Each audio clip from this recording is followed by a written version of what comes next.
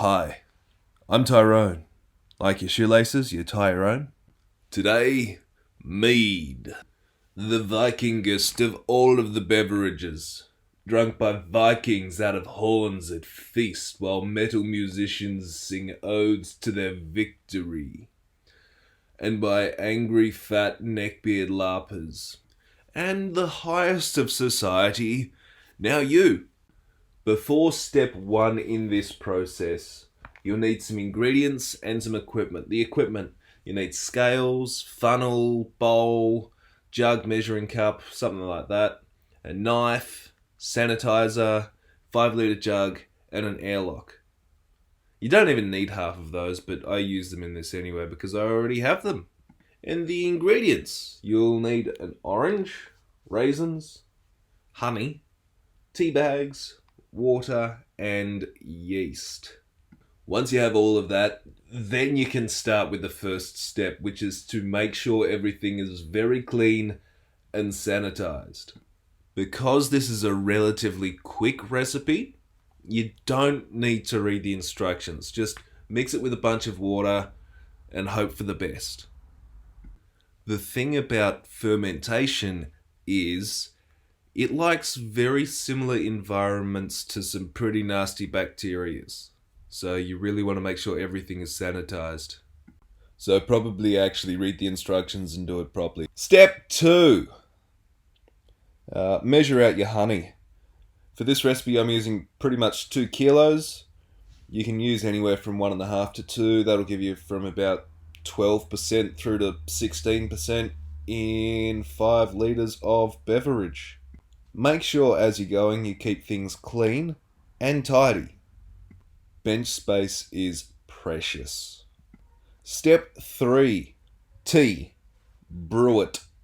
Typically, this recipe uses a stick of cinnamon, some ground up nutmeg, some cloves of cloves.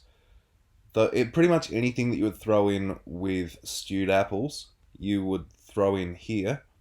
I prefer using tea instead because of the tannins that it comes with. And when you do it with a chai tea, it basically has all of those already in there. This just gives me more control over how spiced it is. Step 4, mix that hot tea with your honey. You'll need to eventually get this through the funnel into your glass bottle. Wait, no, that's the next step. Step 5, put that into your glass bottle. I mean, you could probably just pour the honey directly into the glass bottle rather than measuring it out, but why would you bother when you can have this much fun? The hot tea will just loosen it up a little bit so that it flows through that funnel nice and more promptly. Once you've got all of your honey and all of your tea in, then put some warm water in the bowl that the honey was just in. This will wake up your teaspoon of step 6, yeast. Put your yeast in that bowl with warm water and that little bit of remnants of honey. For this recipe, you can use just normal bread yeast. Because I have some of this yeast available to me, I'm going to use it.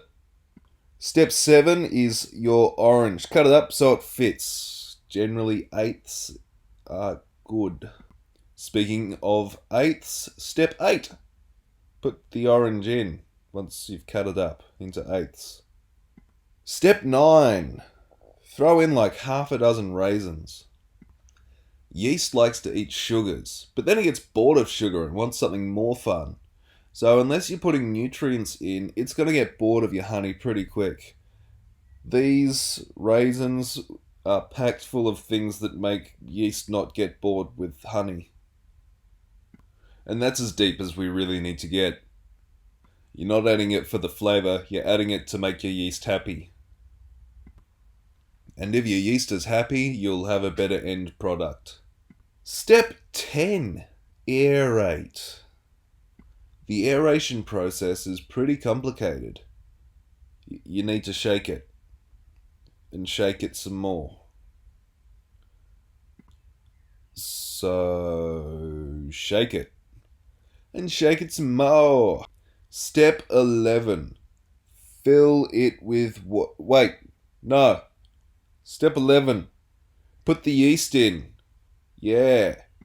You are bringing the yeast back to life by putting it in some warm water with a little bit of sugar. But now that it's alive again, you need to actually use it. So put it in. And then, once the yeast is in, step 12. Fill it with water. But don't fill it all the way to the brim. You need to leave enough room for it to party. And by party, I mean when it starts fermenting, you're going to get a bunch of foamy stuff up the top. And if you fill it to the brim, then that's not a good thing. Don't do that. When you do this all by yourself, you'll know what I mean. Actually, no, you won't see what I mean. Because step 15 is to forget about it. But before step 15 is step 13, which is put the airlock in. And step 14, which is put it somewhere out of the way for a week. Then after a week, fill it back up with water. For step 15, which is put it back somewhere out of the way. And just totally forget about it for like 4 months. 3 maybe. Until it clears out. And while you're forgetting about it, come up with a witty as name for your mead. That way when it comes to labelling it, you won't be scratching. You'll have something on the top of your mind that's going to be amazing. Right. 4 months later. From here on in, the enemy isn't only bacteria. It's bacteria and air. So sanitize everything. Again. And get some tubing. Make sure that your tubes are sanitized. If you want to do this more than once, then probably get an auto siphon rather than just tubes. And get some bottles. You should be proud of your work, so go and buy some good ones. But not so proud that you keep all of it in good bottles. Go to the local bar and say, hey, I want some empty glass bottles. They go through an absolute poop ton, so they'll be able to give them away to you out of the bin. Make sure you clean them. The optional 16th step is to rack it. The stuff at the bottom of the glass jar is called lees. You don't want to bottle that. So take all the clear liquid off the top first and put it into a different jar by siphoning it out. You really don't want air in the process here. I mean, you can go straight into bottling it if you back yourself that much. While I have no doubt in my abilities as a brewmaster, I thought that I should show you how to do it this way, just in case. And then get to bottling. Again, siphon it in. Siphon, siphon, siphon. Heck yes, it's siphoning. Siphon, siphon, siphon. And done. Just to get the last little bit, I'm going to funnel it into another bottle. And just to get the last little bit off the lees that the auto siphon wouldn't, I'll use this tube as well. This will be the first bottle that is drunken from this batch. Step 17. Once you've bottled everything, then label it. I'm calling my mead medicine because honey has all sorts of amazing healing properties. Apparently there is some actual history for mead being used as a medicine. Step 18 is to keep the lees for a future project. This is going to be some foreshadowing for a future project.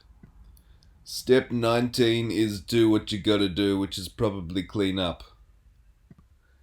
With mead, treat it like you would a big red wine. If you're going to cellar it, awesome. Probably leave it at least 3 months before drinking. It'll be alright now, immediately, but given some more time, the flavours will just balance out and become more gooderers. And then step 20 to making a brilliant mead is to like this video, to share this video, and to subscribe to this channel. I mean, it's going to be a good mead anyway, but I'd appreciate that. I can't monetize my videos until I have 1,000 subscribers, and I'm only at 600. And I like money. Subscribing is a good way to give me money without actually giving me money. Ha.